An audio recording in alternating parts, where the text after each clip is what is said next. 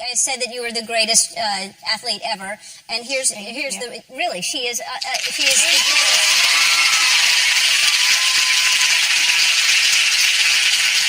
And I have proof. You've won 22 Grand Slam single titles. That's 6 U.S. Opens, 6 Australian Opens, 3 French Opens, 7 Wimbledon Opens.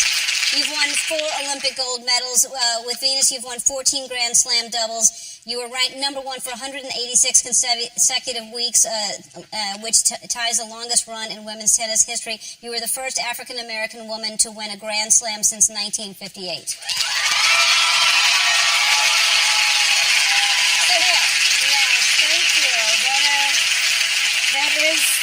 That is a lot, and someone like me who's still playing and who still really wants to be the best in the world.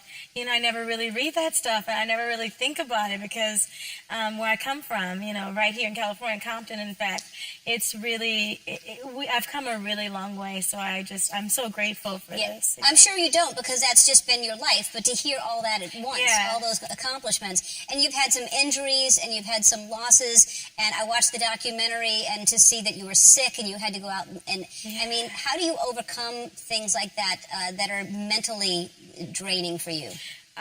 It isn't easy. In the documentary, it was called Serena. And you should see it. I was being really creative.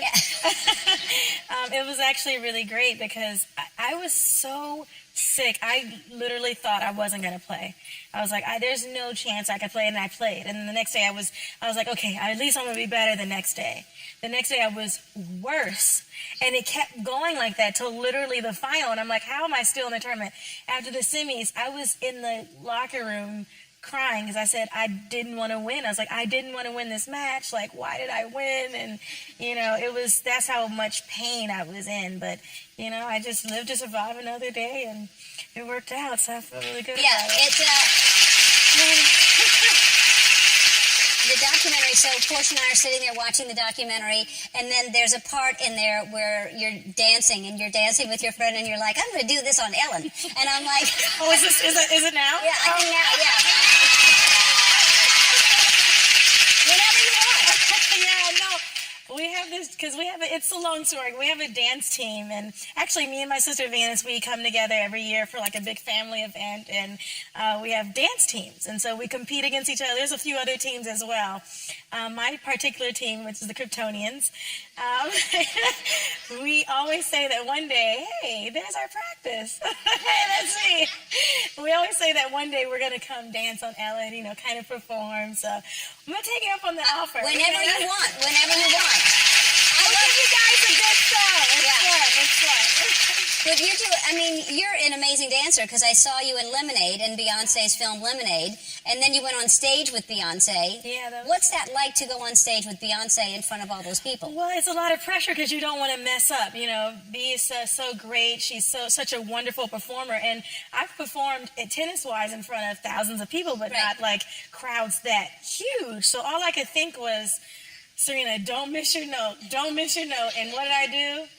I missed my note. Oh, no. Like, dang it. But then I was like, okay, this is so fun. I don't want to leave.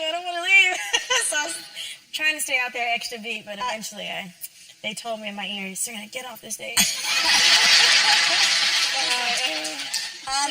The reason you're in town, because you don't live in LA, do you, or do you? No, I don't live in LA. So you're in town to open up a resource center in honor of your sister. Do you want to tell everybody about that? Well, we're opening a resource center. It actually opens, we take our first people in January of next year.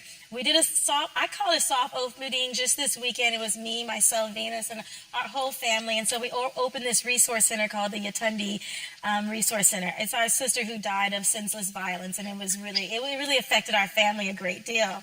So what this center does, it provides resources to not only the victim, but the victim of the family. Like, my sister had 3 kids, you know, and they were all there to see the opening, and it was so awesome and so heartwarming. And